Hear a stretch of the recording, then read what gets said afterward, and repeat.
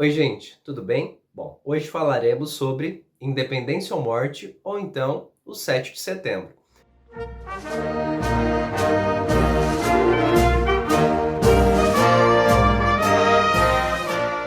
Bom, em 1820, a elite portuguesa passa a exigir que Dom João VI volte para Portugal. Então, Dom João VI volta para Portugal e ele deixa no Brasil o seu filho, que é o Pedro de Alcântara, que mais tarde vai ser chamado de Dom Pedro I.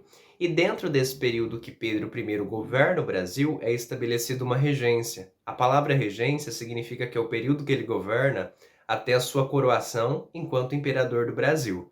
E dentro desse período regencial, formou-se dois partidos políticos. De um lado, nós tínhamos o Partido Português, que era uma elite portuguesa que vivia no Brasil e desejava a recolonização do país, e do outro lado, nós tínhamos aí o Partido Brasileiro, que era a elite brasileira que desejava a emancipação, a independência do Brasil em relação a Portugal. E esse grupo, esse partido, ele era liderado principalmente por um cara chamado de José Bonifácio.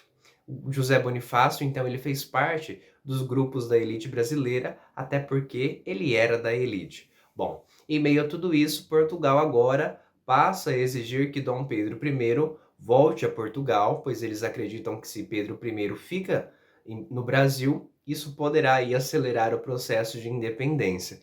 E nesse momento, Dom Pedro I acaba aí contrariando a elite portuguesa, falando que ele vai ficar no Brasil, e no dia 9 de janeiro de 1822, ele acaba aí exclamando para o povo, para a população brasileira, o famoso Dia do Fico, onde ele diz: "Se é para o bem geral de todos e a felicidade da nação, diga ao povo que estou pronto, diga ao povo que fico." E nesse contexto, nesse momento, né, acelerado pelo processo de independência, Dom Pedro I ele acaba aí saindo em comitiva pelo Brasil para receber apoio das elites, né, para fazer essa independência. E ele passa principalmente por Minas Gerais, por Santos, consultando essas elites, né, ele sai em comitiva, e quando ele está voltando, né, para a capital federal, que era o Rio de Janeiro, ele recebe uma carta da sua esposa, Dona Leopoldina, e nessa carta, pessoal, há relatos de que tropas portuguesas estariam a caminho para conter essa independência do Brasil. E no dia 7 de setembro de 1822, Dom Pedro I proclama a independência do Brasil no Riacho, às margens do Riacho do Ipiranga, em São Paulo.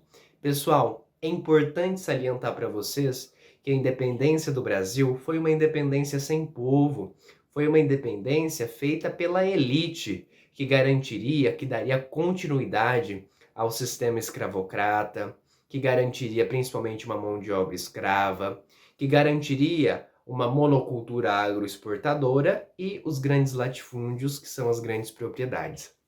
E para a gente falar desse período, a gente recorre a um quadro bastante famoso, que é o quadro Independência ou Morte de Pedro Américo.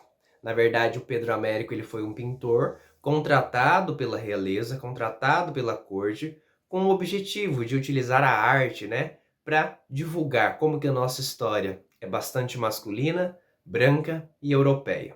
Então, o quadro Independência ou Morte foi uma tela, né? Foi um presente, na verdade, de Dom Pedro II ao seu pai, Dom Pedro I, e Pedro Américo terminou essa tela somente em 1889. Ou seja, a tela não veio em uma boa época, né?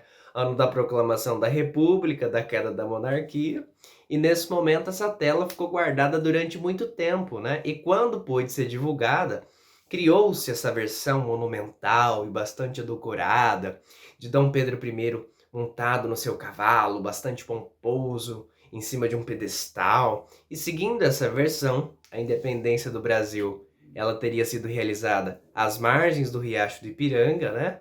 Rodeada por militares. E sabemos hoje de fato por que Dom Pedro I estava às margens do rio Ipiranga. Na verdade, ele não estava muito bem das suas atividades intestinais e precisou se apear do burro, como diz no documento de época, precisou se apear para ir fazer as suas necessidades.